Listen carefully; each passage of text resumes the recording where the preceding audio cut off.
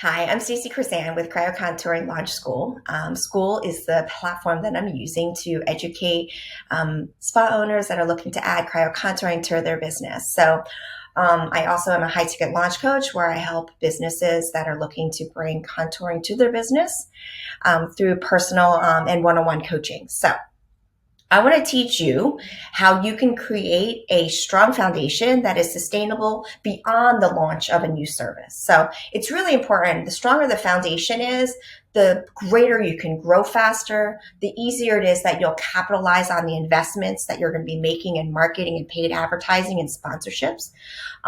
It's a lot easier to create a strong foundation at the beginning than to go back and try to fix something that's broken.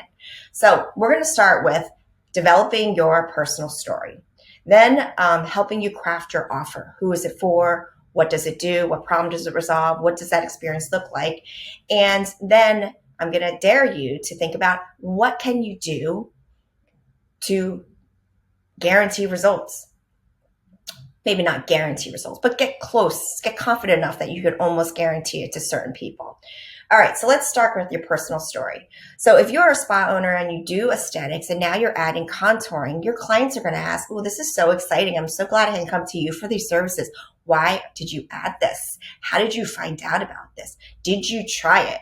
So I recommend that you actually go ahead and get those answers for yourself so you can be prepared when those questions come and that they're authentic and sincere. So if you think your client's going to ask you, hey, have you tried the services? Go try it. I actually prefer that clients that are, business owners that are looking to add treatments, that they should do their market research. They should go be a client someplace else of not just the treatment they're looking, but probably like services that are in the market. So that way they have some idea of what that client experience looks like. So that way they know what kind of experience they want to provide. Then think about who is your ideal client profile. The more specific you can get about this, the better. So usually when people are starting out, they're kind of vague. They're a little afraid to narrow down their client profile. But I want to assure you, if you're doing a high value brand or a higher ticket sale, you're going to want to be sort of niche in the who you're treating, because the greater specificity you have around the who you're treating, the better you'll know them. And then you can curate and create a fantastic experience that is just for them. And they will value your service so much better. And then when you understand, or actually when you identify the niche profile or the very specific client profile, then you have a better idea what their problem is. What does it look like? How often have they had this problem? Why haven't they had to resolve this problem? And then you can make ideal recommendations to get them to their ultimate goal. So usually in the contouring business, people think, oh, my goal is that I'm going to lose inches. Well, you know what? That is so objective. Most often clients are actually thinking, well, I just want to feel comfortable in my own skin. I don't want to take 2 hours in the morning trying to figure out what pants are going to fit. I don't want to be embarrassed while I'm sitting on the sidelines of the soccer field in shorts this spring. Or I have a vacation planned and I want to be able to wear a bikini or a regular bathing suit rather than being covered up and embarrassed. Those are the actual problems you want to understand. You want to know what is the pain or the price of these problems to them. How do they accommodate it is one way that I usually ask in my consultations.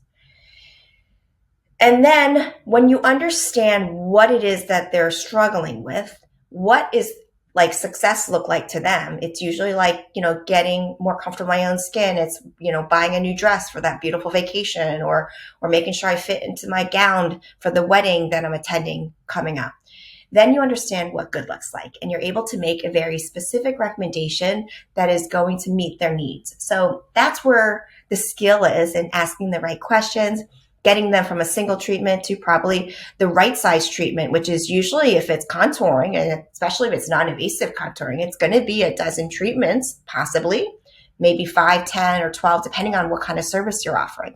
And then you have the confidence to recommend that when you do these treatments regularly or biweekly for 2.5 months, I can pretty sure guarantee that you're going to love shopping for your vacation. Now, when a client comes to you regular, I want you to think of in advance, how are you going to document that experience? What does that paper look like? What's that process look like?